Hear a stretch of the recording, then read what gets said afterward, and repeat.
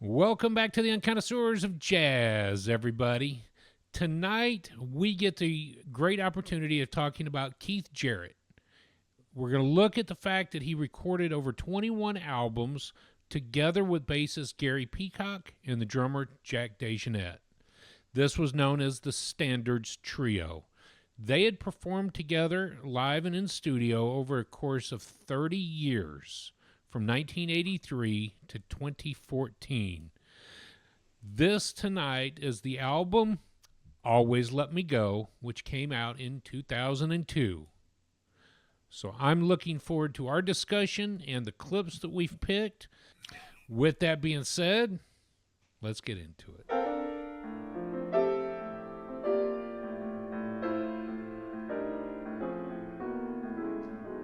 Yeah, welcome everybody. We're ready to roll. How's everybody doing? Drew, how you doing? Doing all right tonight? Good. Good, Dad? Busy day. Yeah, doing okay. All right, Yep. good. Just, how about you, man? Yep. Well, little snafu with the camera earlier, but yep, we're all set now.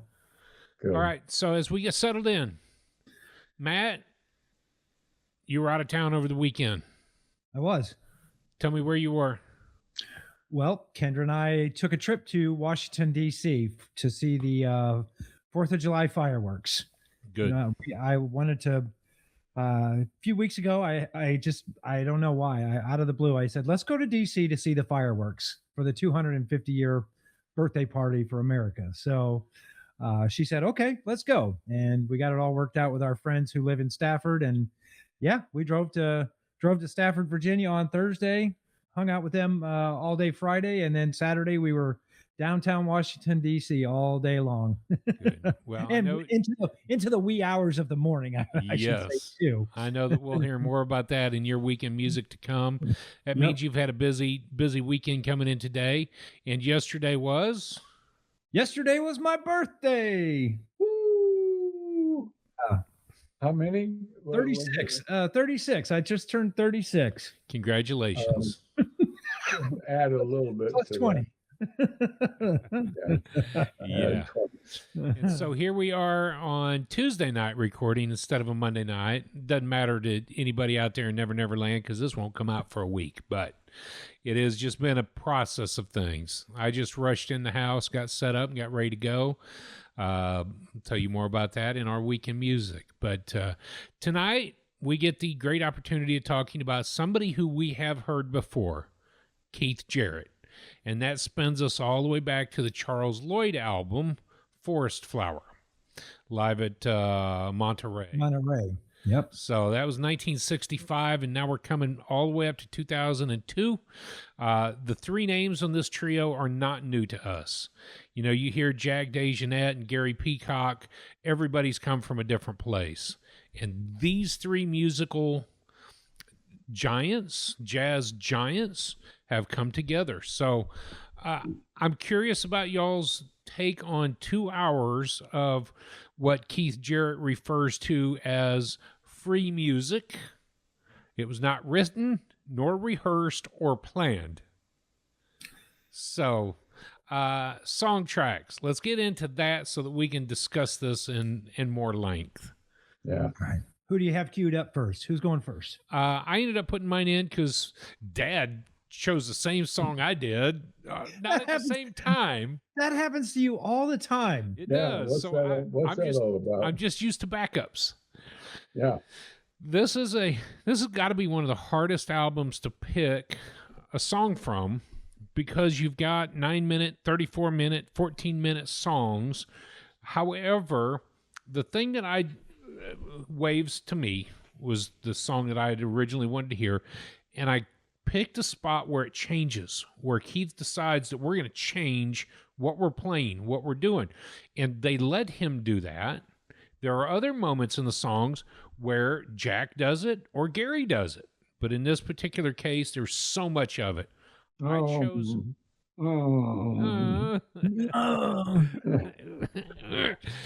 I want to talk about, since you mentioned the groaning and moaning, I was listening to a trumpet player, a legend, who said this: you got to have the concept of where you're going in your solo. in order to make it have the emphasis that you want. So every time I heard that quote this week, every time I heard Keith moaning on the piano, I can hear and feel here's where I think I'm going direction, that groaning and moaning, but I didn't pick a clip of that. Either that, or it's the complete opposite, that he's put so much brain power into where he just was that he's got to clear his mind for what's coming next. Yeah, that's good. I like that. Yeah. I do. That's The vocals, I mean, are pretty prevalent throughout this whole album.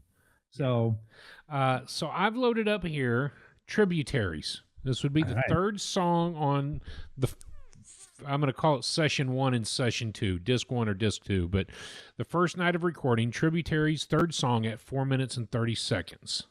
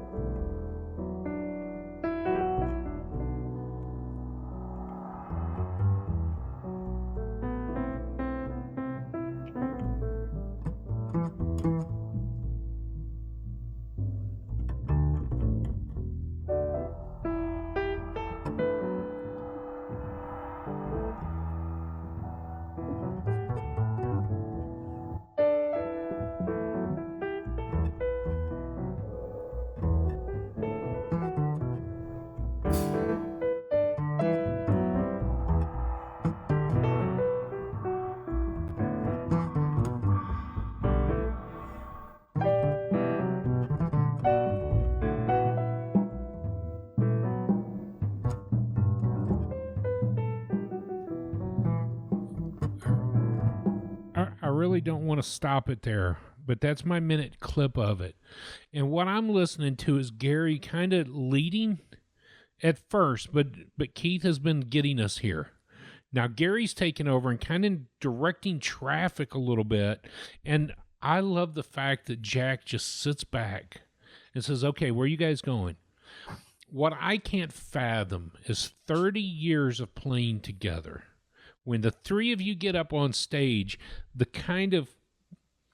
probably no eye contact. What is it like to play like that with somebody, to know that you're gonna go ahead and take lead on this? Well, where are we going? I don't know, but let's go there. Almost as if their mind melded. The three become one, and he's got 6 hands, so he can do whatever he wants. And they're so tight because they had already, when this one was recorded, they had already been playing for 19 years. So 19 years together, you get a groove, you get a feeling, you get that cohesiveness as a unit where you can almost let go of the steering wheel and let someone else drive the bus. And you're all going to get there, but it just goes to show the impeccable professionalism of all three of them to let go of the reins and say, let's do this unscripted. Right? It's kind of like a connoisseur episode. Right. Man. Right. Yeah, exactly. right. That's Unscripted. funny. That's funny. Yeah. It is. So I've loaded up Dad's. Okay. And we're going to listen to Waves starting at 15 minutes. And we'll talk about it after we hear the Waves.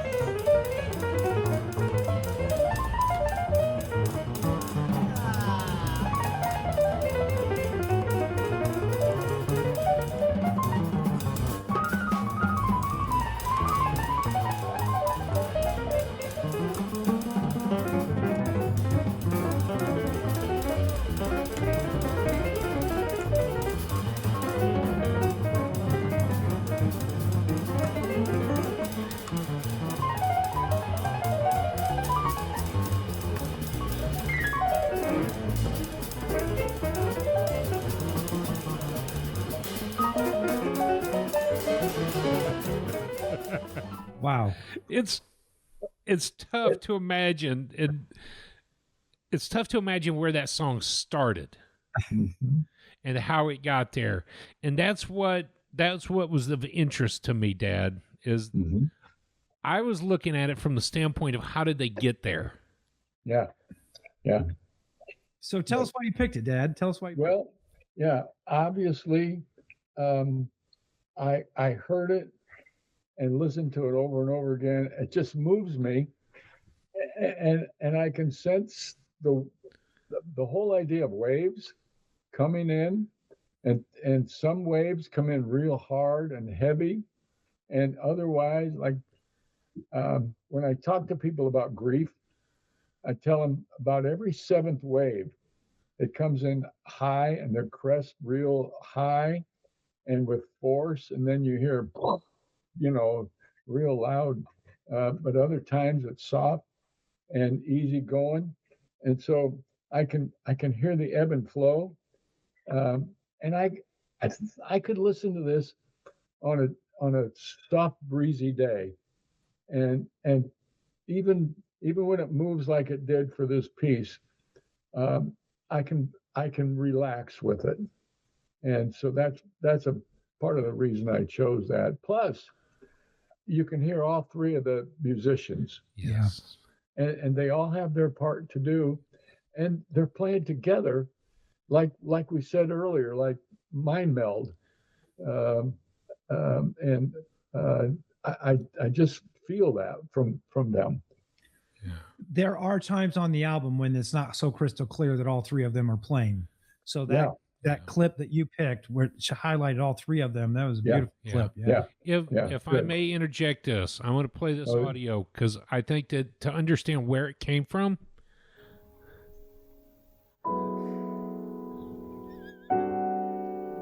Oh, that's the beginning of the piece.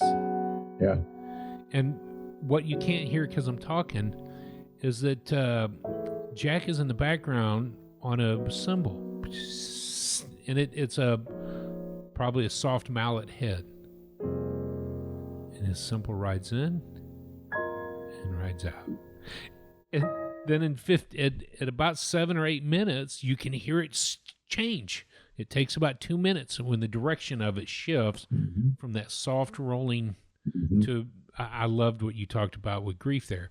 Sometimes it Mhm. just hits you hard. Other times Yeah. it's just slow and rolling. So yeah, yeah, to know where that piece started. yeah. That's good. Thank you. And That Matt, helps. Okay. So for me, probably my favorite song on this collection is disc 2 or session 2, song number 2, called Facing East. And again, I think we all three kind of highlighted, and just let me read the sentence from the wiki page. It says, always let me go sustains a heightened sense of imaginative focus through its sudden shifts, peaks, and valleys, the exquisitely realized songs within songs that the trio comes upon. So we all three kind of, well, I'm going to highlight that in my clip too, where you say the song starts one way, but then finishes just a completely different, or there's something in the middle, and then it comes back around to how it started. So my song Facing East, it starts much like Dad's clip does, nice and slow and easy, but then at 5:30 it really picks up. So start me right about 5:30.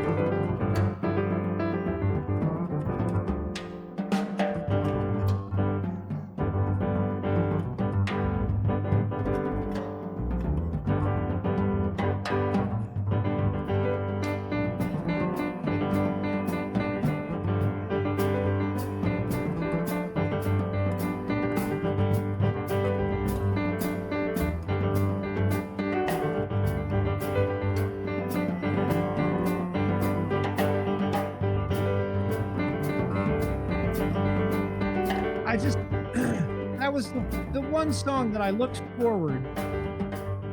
The one song that I looked forward to hearing every time I listened to the album was "Facing East." I mean, it just resonated with me for some reason. I just enjoyed it so much, and again, like we've highlighted, that song didn't start off that way. It morphed into that Eastern feel, almost a groove that Keith is laying down on the piano. I don't know. I love that clip so much.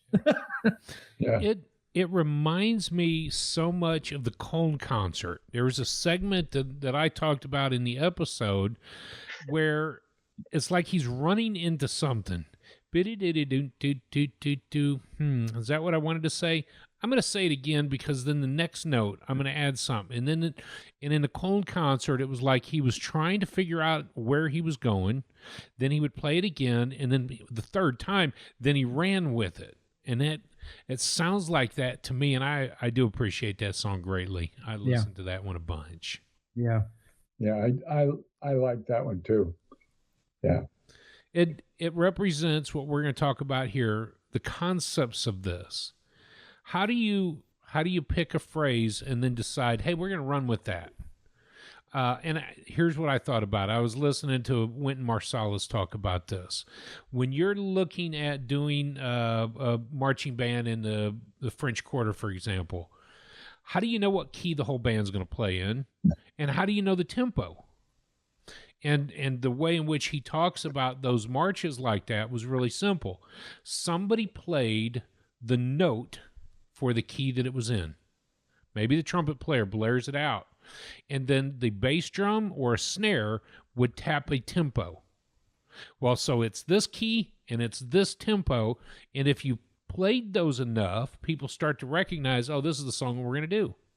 And then, bam, the band just picks up and down the parade route you go. So I think about that with Keith. He phrases something, and the guys are like, "Oh, I could dig that. I could definitely dig that. But if you're playing this, then I want to do this." And then the drummer sits back and says, "Well, if you guys are doing that, then I'm playing one of the songs that I love the most. I'm only playing on my floor tom. I'm only going to play the toms. I'm not even going to touch a snare drum. I'm just going to play the toms." That's the mood. And then they work with it for 5 or 10 minutes and go, check this one out, though. I'm going to start to hit the cymbal. And the guys go, well, shoot, let's change this up then. Yeah, change it completely. And the next thing you know, you've got 2 hours of music. Now, for me, it became difficult, so I broke it into 2 albums. Night 1, Night 2. And I could choose between the 2 of them, which one I cared to listen to the most. If I had to, I might have rated them as 2 different albums. But because it's a collection of everything, we're going to do it as one. So, all right, let me ask you a question. You're in Tokyo. You've got tickets to Night 1 concert. Are you disappointed that you only get an hour? Wow. Because then the album comes out in 2002 and you realize I was there at the first concert. I was there for that. But this second concert is the one I should have been at because that's the one I like better. Are you disappointed? That I missed Night 2? Yeah. I would say, yeah. I mean, because if I had an opportunity to go, and I chose not to. I mean, that's irresponsible. I know, but it's a 50-50 choice. Okay. Okay. So they're playing both nights, but you pick Friday night to go because that fits your schedule. And then Saturday night you can't go, or you chose not to go because it was a 50-50 choice. And then Night 2 comes along and he's playing Facing East, and you didn't hear that the night that you went. I would be pretty upset. But do you know that? You do if you got picked up the album in 2002 because you were at the concert. No. Do you know that you're going to miss the song Facing East? True. What you know is that they have no idea what they're about to play. Yeah. So you're walking into a complete unknown hour of the trio. Now they've had, what'd you say, 19 years together by by Yeah, by 98. 2002. Yep. By 2002, they've had that many years together. So you kind of know that you're in for, I don't know. Would I have been disappointed to hear Saturday night's performance after being there on Friday? I might have. But here's what I kept running into, and this is why I broke it into 2 nights. After the first night of hearing the trio, I don't know that I could sit still for the second night. It became almost too much. So I don't know. I agree. I agree. Almost too much. If I'd have known night 1 was going to be free like this, and then the following night they were going to do some standards, I'd definitely have been. I'd have been forced to pick. And by standards, they've done several great albums of just the standard jazz songbook standards. Yeah. For this night, it might have been too much for me. Okay. So we've hit the discussion early on. So Yeah. We're not messing around. let's interrupt the discussion for some slides, and then we'll go right back into it. And it's going to bring more information out. I'd looked at a map, but I didn't pay much attention to your slides. Yeah, the that's last okay. Couple of days, so That's all right. Don't worry. Well, yeah, you just got it this morning because I had a busy weekend. But just like I've said for 126 weeks now, whatever you do, let's do it to jazz. Let's do it together. Turn on your jazz, and whatever you do, whether you're mowing the yard, doing the dishes, setting the table, making the bed in the morning, put on jazz and let's do it together. Yeah. We are using the list from the book by Nate Chinnon called Playing Changes. And the list, we're in the 2002 list now from him, from Nate. But the list consists of 129 albums that Nate picked in his book, and that's the list that we chose to use.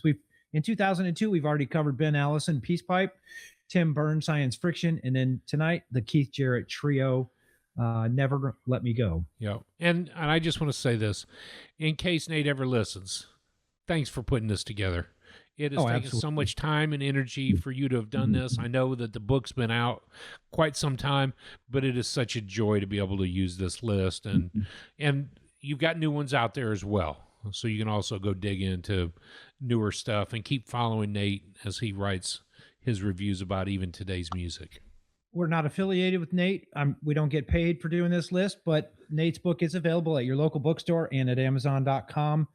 If you're information friendly and you just want the information about the list, go to playingchangesbook.com/essential albums, and you can find Nate's list. But I suggest you go by and read the book. So the Keith Jarrett Trio consists of Keith Jarrett, Gary Peacock, and Jack DeJohnette, as Drew mentioned before. Always Let Me Go is the name of the album.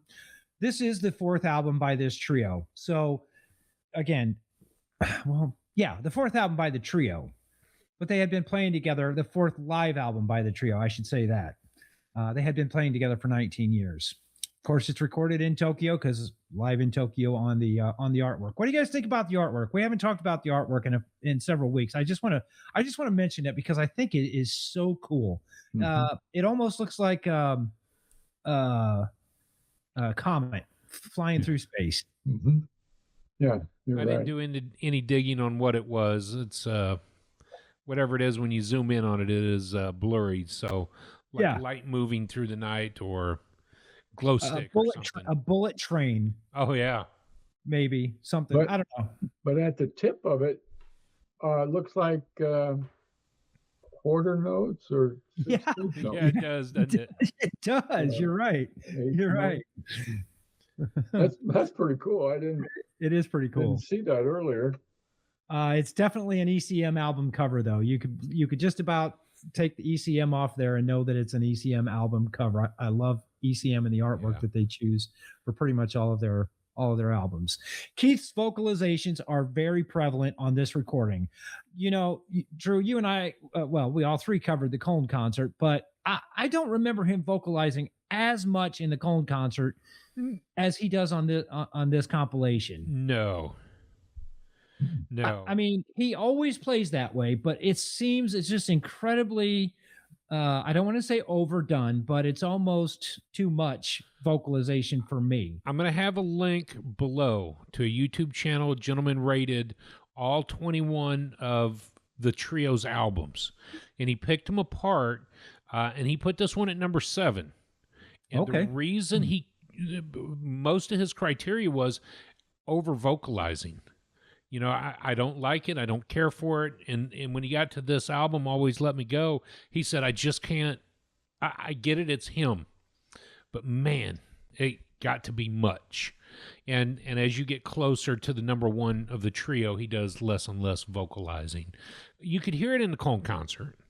You can hear it. Not as crisp and clear of this. And don't get me wrong, it's not that I mind it every once in a while. It's just almost overpowering on this album. So for me, in my opinion, it is. Yeah. Okay, so the article that I was reading, this is one of the premier working groups in jazz since the 80s. If you got a ticket to go see the trio, you were seeing some of the best jazz since 1980s on until they finally stopped working together. But like you said, Drew, this is considered unscripted music because the trio trusts each other so much just to start something and then see where it goes, see where you're going to end up. It's like giving the steering wheel and saying, okay, let's go. Right? Where are we going? We'll get there. We'll get there. I got the wheel. Let's go. So it's like riding in a computer car. What do they call those? Yeah. Self-guided. Self-driving cars. Yeah, Waymo. Yeah. Where would you like to go? Yeah. Anywhere. All right. So I put a quote by Keith here. You know, when people look at a tree, they look at the leaves. They don't look at the spaces between the leaves. They're focused on the tree. I think there's an awareness of spaces, or it wouldn't look like a tree to them. You know, we use the analogy of jazz as a tree, and the roots, of course, are, you know, Pops and Buddy Bolden and Sidney Bechet and the roots, the start of jazz, and then the tree branches out from there, and you got bebop, and you got hard bop, you got soul jazz, you got, you know, electronic jazz, and if you branch that tree out, I think Keith's statement is almost the same way. Look at the spaces in between the leaves to see the tree. And I felt that in the music this week. That's another reason why I put that clip up there, that quote by Keith, is I just felt that in the music. You almost hear what they're not playing as opposed to what they are playing to get the whole concept of the album. Mm-hmm. Okay. Yeah, because there is space between a lot of the music, a lot of the songs. There's definite space, and they're not rushed to fill out the tree. Yeah. And they don't have to be, because again, they're so like-minded that they know what they're going to do next. Mm-hmm. Mm-hmm. Unlike the U.S. men's soccer team last night, who couldn't kick a ball to each other for anything. They had no clue what they were doing. I digress. Anyways, I just want to say thank you for letting me do that. Just a little bit of information. If you'd like more information about us or any of the albums that we cover, go to theunconnoisseur.com. That's our website. We also have a 24-hour streaming radio channel, WTUR.org. You can hit that in your browser or on your mobile device. Listen to 24-hour jazz all day long. If you don't like looking at our beautiful faces, you can always go check out our podcast at Amazon, iTunes, and Spotify. But make sure you hit that like and subscribe button here so that you get notified of when our new episodes drop. Perfect. Good. Okay, let's get back into the discussion about the album, because I'm curious to hear scores and how you guys, how you really felt about it. Well, I personally, I thought Jack was just amazing throughout the whole album, both albums. There were parts that I listened to this afternoon that it was like fireworks, man. Drew, it was like watching fireworks. It's like hearing Jack just explode on his drums, on his drum kit, and and there were times when he was not using sticks. He was just using his hands and hitting the drums like bongos. The man's incredible. So, yeah, that's part of where I'm coming from. You're listening to it from the drummer's perspective. Yeah, Yeah, I like. more so. I like. more No, so. I like it. I Yeah. do like that Yeah, because I'm listening to it from the piano player's perspective. Because I mean, his name's first on the trio. It's Keith Jarrett Trio. So, I'm I should have done that this week. Listen to it like it's a Jack DeJohnette album instead of a Keith Jarrett album. the other thing I like about this album, I feel like my friends, Jack, Keith, and Gary, invited me over to their house for a jam session. And let's have some fun. Let's play. I'll play some music for you and my friends. We're gathered here, and we'll have some pulled pork sandwiches, and you guys eat while we're playing, and enjoy. It was so playful at times where Keith was just free playing the piano in such a beautiful style, and yeah, it just to me it just flowed. One thing I will say about Keith's vocalization, I thought it added some dynamic to it, but as you said earlier, Matt, as I think about it, it was kind of overdone.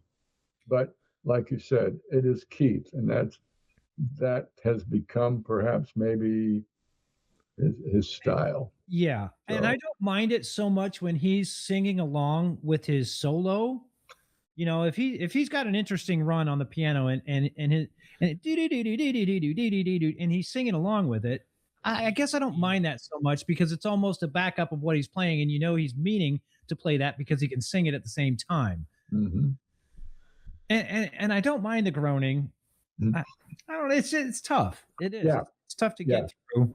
To get a balance with it, that's Yeah, get that's balance. kind of what you're saying. There needs to be a balance. That there were times when it really was overdone. Yeah.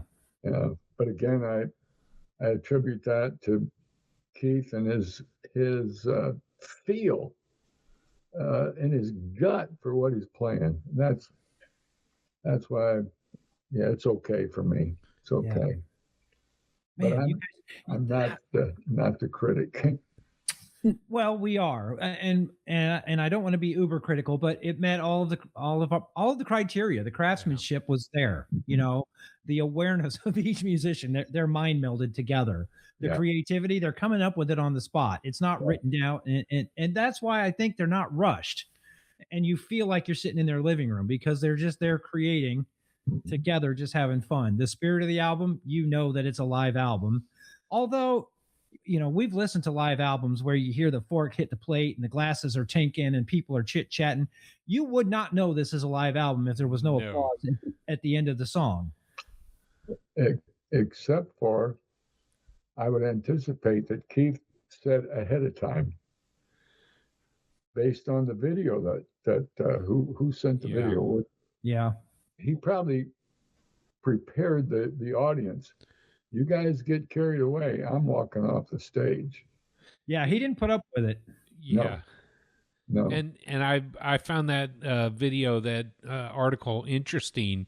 If you get loud, if you get obnoxious, if somebody coughs or sneezes, I may get up and walk off stage. Yeah. And he never said that, but it was known in the world that he may just leave.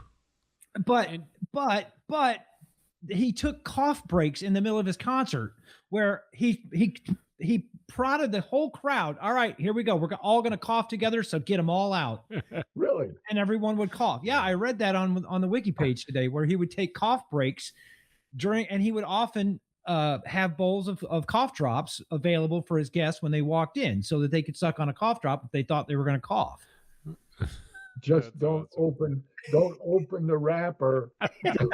Yeah, yeah. Right? 50 people open the wrapper at the same time. Yeah. No, we're not Just going to as do bad. that. Yep, just as bad. Yeah. Well, and during the Cone concert, I remember that at some point in time it said that it was probably Manford that had to stand up and start applauding as people realized, oh, he's done with that song. Now we get to applaud. And so I think there's some of that. I can't imagine your earlier question, which night would I have wanted to be at and would I be mad? I don't know how I would feel sitting there.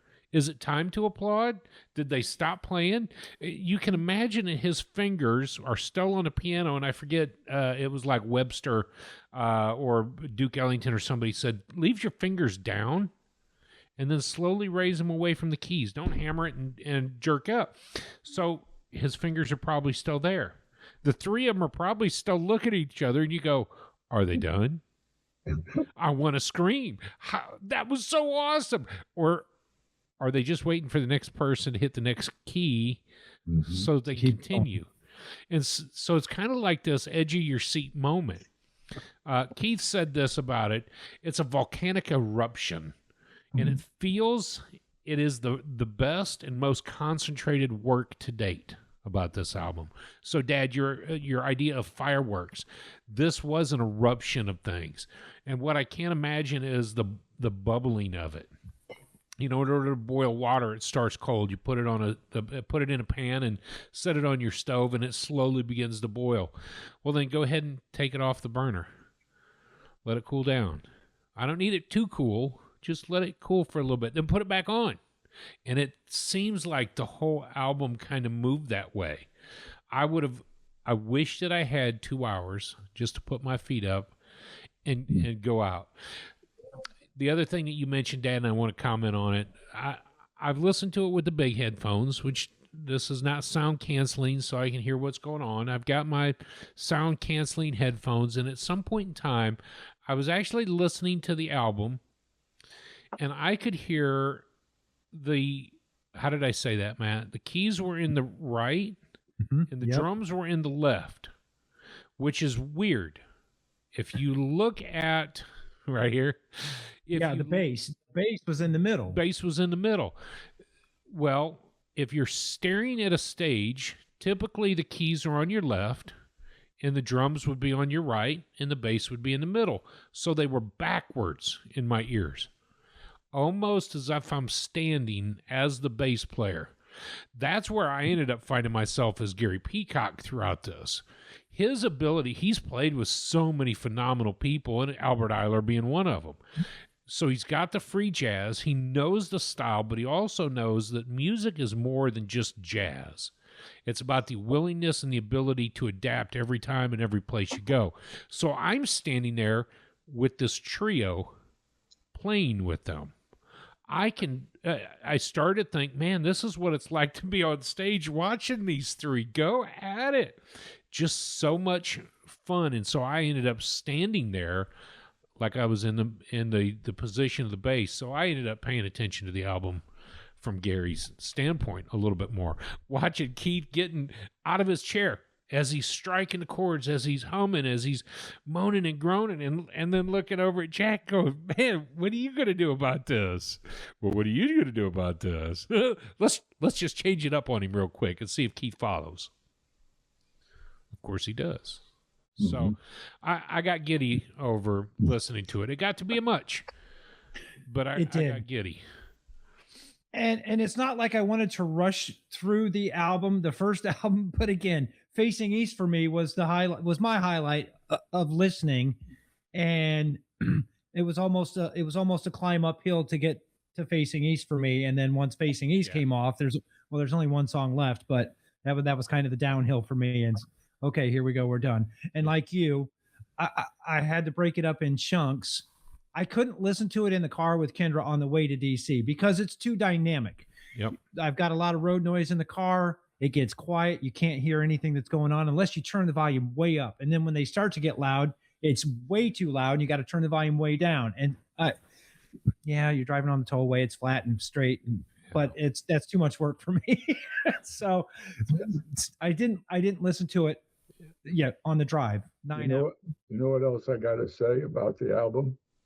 We learned to speak Japanese because and always let me go. Yeah, they're all in Japanese. So if you read the always Japanese and the titles, it's written in their Japanese symbols.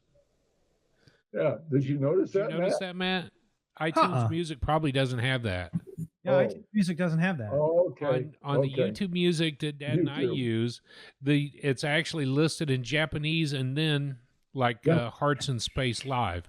So it will No say the way. Japanese characters and then it says it. So Yeah.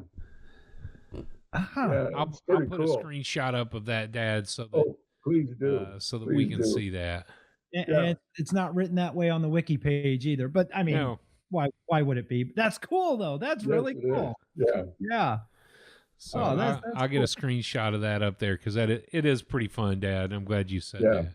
So, do we want to go into more information, or we just want to rate it and then we can keep on moving? Let's rate it. I'm ready to rate. Yep. All right. Me too. All right. You up? Yeah, let me go. Like I said, the craftsmanship, the awareness, creativity, and the spirit were all there for me this week. The where it got me was the emotion. I had a hard time with the vocalizations. I had a hard time with the length. So for me this week, the Keith Jarrett Trio gets an 8.5. Hmm. 8.5. I mean, it's a great score, and it's not like I hated it. And I look forward to coming back and listening to it again in the future. I'm glad we got this album because this probably wouldn't be one of the ones that I would pick to listen to on my own. But when it's on the list, you got to listen to it. Yeah.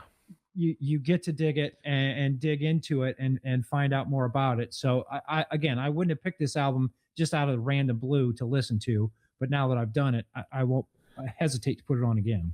Yeah. Well, I gave it a 9.5. I gave it a 9.5 because our scoring criteria was there. Of course, I love Jack, and he knows what he's doing with some sticks in his hand or just with his hands. Keith Jarrett is so good with the piano, and his runs, and his softness, his I don't know the terms, but dynamic. He plays dynamically. Yes, he can play super soft and he can play super loud. And when Gary Peacock comes through with that bass, dude, it just adds a completely additional dynamic to the whole thing. When you hear him come through with the bass, it's just fantastic. And Drew, we better be careful. We're going to make a free jazz fan out of him. I know. Sooner or later. This is free jazz. This is free jazz. Music. Yeah. This was free music. This was free jazz. Yeah. Yeah. Well, 9.5 is to me, it's a good score and it's a good listen. I hope I would encourage our followers to go check out this whole album or albums. Yeah, 9.5. I love that. I love that. Yeah, me too. Man. All right, Drew, what do you got? It was one of these albums that, you talk about our criteria, the craftsmanship, obviously the awareness. You had to really know where you were going, and what the others were doing. We talk about that a lot. The creativity, you've asked these three to sit there and come up with brand new concepts on the spot. They'd had to abruptly change. Sometimes they flowed with the changes. There was a lot going on. The spirit and the drive, obviously, there's some emotional going on. The dynamic swings, the dynamic scope, and Matt, to say something else here, Inside Out might have been an album that I would have gone to first, or one of their standards albums. I don't know that this would have been my first go-to, but I am certainly glad that I've got it. Yes. Now, with that being certainly glad that I've got it, and that's why I made mention earlier, thanks Nate Chinnon for putting the book together in the list, because I would have not gone here. To me, the emotion of it really hit, because how can you come up with that much raw material? There's a vulnerability in coming up with that much material. and the three of you have to be open to that. So there's some serious emotion on the table. When I listened to it from that perspective, it really shaped how I thought about it. Now I'm going to throw this one in here because I'm not sure how to blend them. My first album versus second album. I had different ratings for both of them because I wanted to dissect the two separately. That's why your question was interesting. Would you have been upset? If I'd have listened to Facing East after Friday night's show, I'd have been pissed. Because that song had some drive and emotion. It was a little easier to go to the second album by itself. I've got 8.5 on one and 9 on the other, so I'm just going to call it 9 as far as my rating. Good deal. That was a tough one because I really did think, how do you split them up? And how do you treat it as one? This goes back to the Charlie Parker stuff that we did at the 100 top albums that shook the world. This goes back to Pops, the Hot Fives and Hot Sevens, Coleman Hawkins. How do you break down 3 hours of material and rate it as an album? This is 2 hours. It's really not that big of a collection of things. But, man, it was a lot of material. Yeah, but it's not to plug nickel either. No, it's not the plug nickel. Now, I will say this because I'm going to get into our weekend music and what just happened today. We have a young man who's a piano player, brilliant kid, had a 2-hour set today, a 50-minute, 10-minute break, 50-minute, and he got done. Solo piano. This was at Austin Bergstrom International Airport. Wow. The gig got booked, so he's just on a small stage. He's got 50 minutes to play and he gets back up. And the only thing I could think about talking with him is this is like Keith Jarrett. How do you show up? And he goes, dude, I tell you, I was so mentally fried. I've played all the standards that I can't let somebody else because it's me. So I played some of this. I played some classical. I played some jazz. I played some jazz standards. I just made stuff up on the spot and blended into another one. So I'm thinking Keith Jarrett. He left there, had a 2-hour window. He's behind security.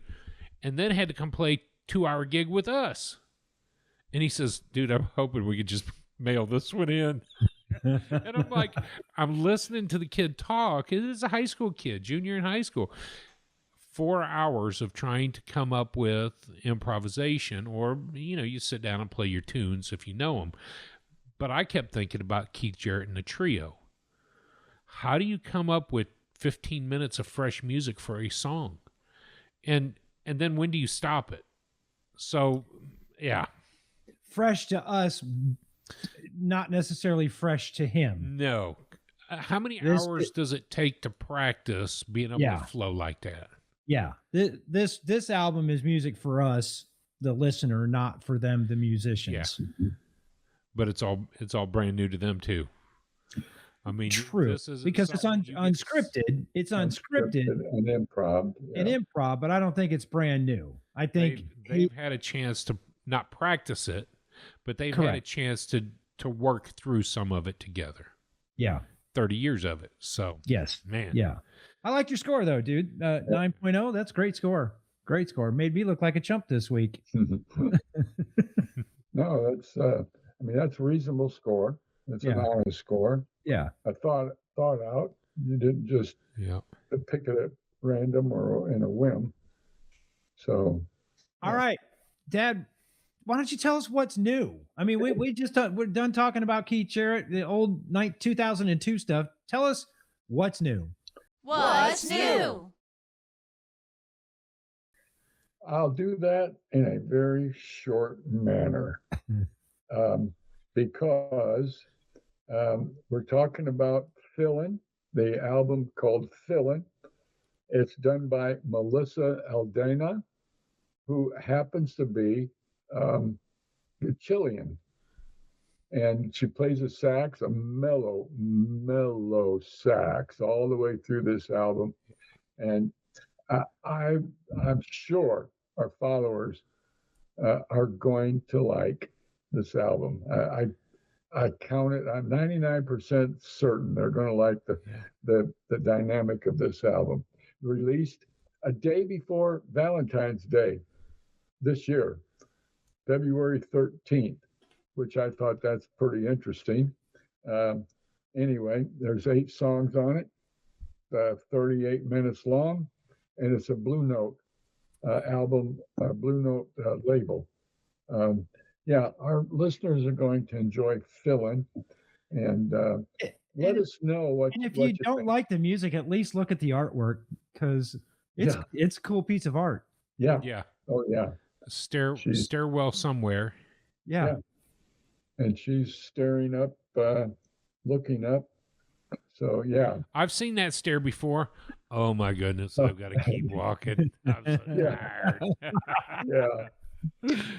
But I'll bet if you had a trumpet in your a flugelhorn in your hand, you would think, oh, good, I get to I play get- well, and Yeah. it's going to build my lungs. That's right. That's My right. chops are Drew, going to. Drew, did you get the chance to listen to the I album? did. I had a few songs pop in, so there's Yeah, only yeah, 8. yeah. It's a short album, so I did.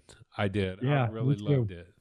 I did too. It's- Yeah, good. Dad, I don't know how you're doing it. I really don't. But you're knocking it out of the park. If I had to rate Fillin', I'd probably give it a 9.5 this Oh, week. yeah. Yeah. If I had to rate it. Yeah, Just based on the first time I listened to it. That's how Yeah. good it was. So yeah. That's kind of what I was thinking too. I would rate it very high. yeah. Well, So great. yeah, listen to it, friends and subscribers, and let us know what you think. Absolutely. Yeah. Good. Well, you're warmed up. Why don't you tell us about your weekend music? Oh, do I have about 20 minutes to? You got 2.5 minutes. I was going to Okay, say well, you got about 3 or 2. yeah.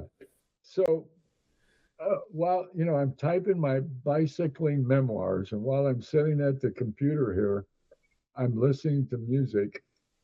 I found this album, Future, Present, Past, is the group, and it's called Irreversible Entanglements. I'm not recommending it. I listened to the album. I forced myself to listen to it, but I listened to Santana's greatest hits of all things. I listened to an album by the Rippingtons, which Okay. Yeah. Rippingtons to me knock it out of the park. Yeah. I listened to Gravity again. Right. So, Right. how can you go wrong? Yeah. So other music. Where am I? Weather report live in Montreux, Montreal, not Montreal, but Dexter Gordon. I also found Woodstock Jazz Festival with Jack, Pat, and Chick Corea and Lakin. So that was pretty cool stuff. Oh, Pat Metheny? Yeah. Oh well, Yeah. thanks for texting us that Oh. earlier in the week. Saying, "Hey guys, you need to check this album out." There, Oh, I see how you are. I see how you are. That's probably a Pat Metheny album I've never heard before. there Wow. you go. Check it out. What's it called? It's called the Woodstock Jazz Festival. Yeah, I've never heard it. Woodstock Jazz Festival. You'll like it when you listen to it. Okay. Otherwise, my week, Delaney and I took a bike ride yesterday morning. We had a great time riding to her maternal grandpa's house, and Penny had a cup of coffee for me. And so we took a break there and enjoyed a bike ride there and back. She's getting ready to ride the Apple Cider Century in September. And so I'm going to do everything I can to help propel her along. Good. Your mom, we've talked about my medical issues in the past. Your mom's going to have some more tests. She's going to go to get some lab work in the morning. Parathyroid issues that is causing some fluctuation with her calcium levels, and it drains her energy, and she gets nauseous. So we're dealing with that. And your mom is driven. I don't want to say a whole lot because she's going to listen to this. Well, She's incentivized by food. yes. And Yeah. we've always said that when she's no longer hungry, hell has frozen over. Yes. So Yeah. for her not to be motivated by, Delaney showed me a couple of videos by Peter Eskeen, Yes. drum videos, and Mhm. I hadn't seen those before, and so after the bike ride, the three of us were sitting down, and she had these videos that she showed us, and thoroughly enjoyed them. So that's pretty much my week. But one last thing I read today, that President Harry Truman would get up at 5 o'clock every morning for years and practice piano for 2 hours. wow. Wow. Yeah, yeah. Who would have known? Who would have thought? Harry Truman, President Harry Truman, 5 o'clock every morning That's back practice. before they had keyboards that you could put headphones in. So he was making a ruckus. I'm sure Yeah. his wife loved that. Oh boy. Perry, Yeah. bring your butt back to bed. Just get off that piano. It's 5:30 in the morning. Yep. Yep. That's pretty cool.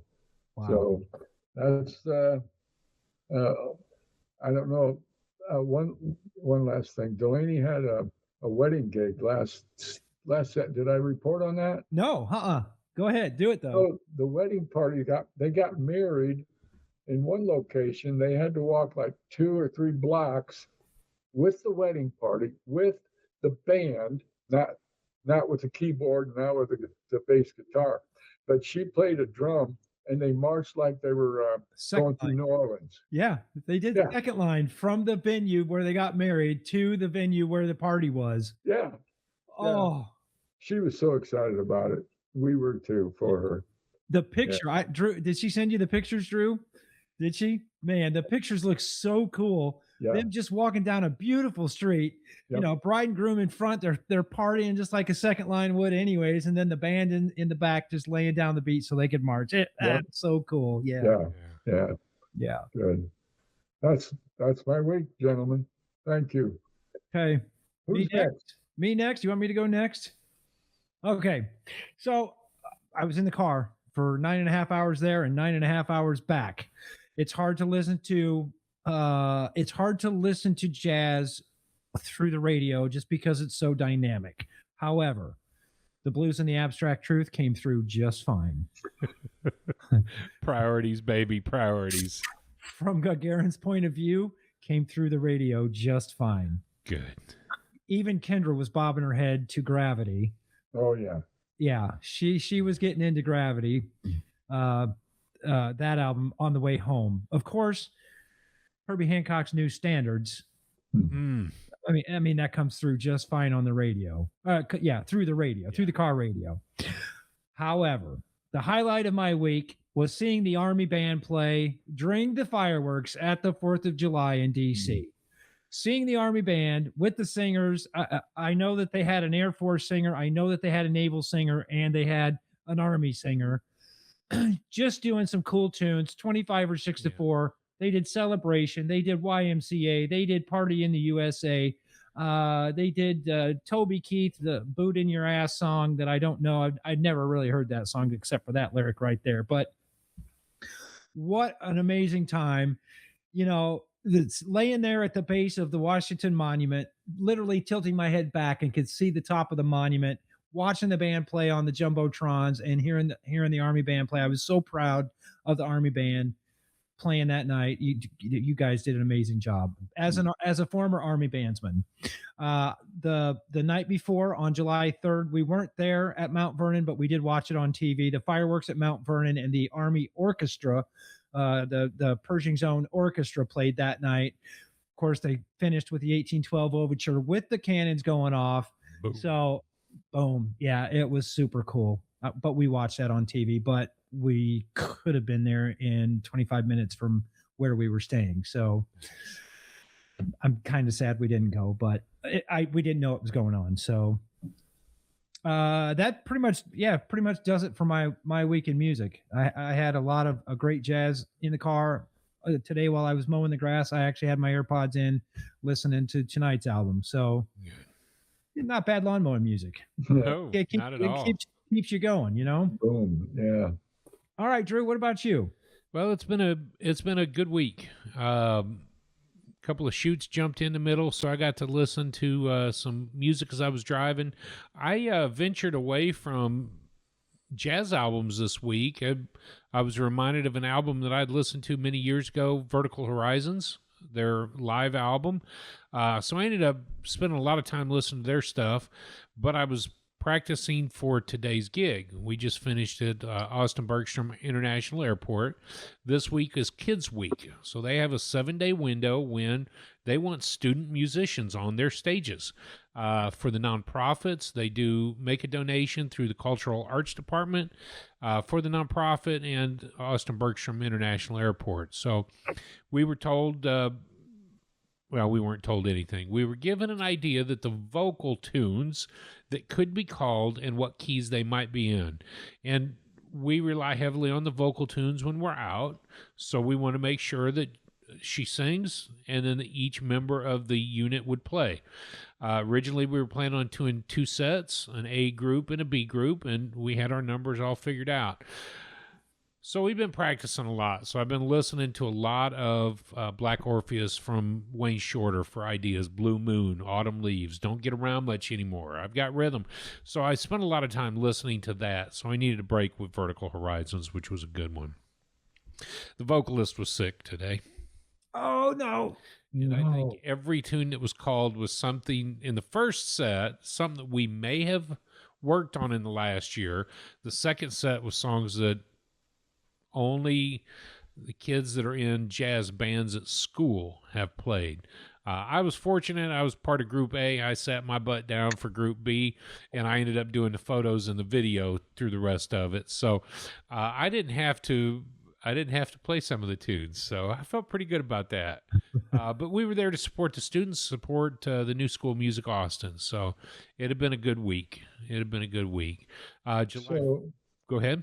So, Drew, why didn't you sing the parts? Yeah, no. I could have probably kicked a cat and made a better sound than that. July 4th, I did get a chance in the morning to ride my bicycle. We were in the July 4th parade at Lakeway City, representing the mountain biking team, the NICA program through Lake Travis mountain biking team. So no kidding. It was a fun one. There was only eight of us on bicycles, 115 student athletes, and there were 8 of us. Everybody's been out of town or busy or didn't get the notification until too late. I mean, it's the 4th of July too, so Yeah. planned lake. People go to the lake, and Oh yeah, that's no yeah. excuse. One of the other coaches said it was early. We had to meet there at 8 o'clock. Oh. So I'm like, sissies. I was there. So that's it. Yeah. I'm warmed up. yes, May I? yes, you may. Next week, we are looking at Luciana Souza. The album, Brazilian Duos, came out in 2002, and in 2003 was nominated for a Grammy for Best Jazz Vocalist. That means next week, we get to listen to a Brazilian vocalist, and I know that we've all been a little particular about our vocalist, so I'm curious about next week's discussion. Luciana Souza, Brazilian Duos. All right, kids. Hey, thanks for sticking around with us for Yes. so long tonight. Make sure that you hit that like button.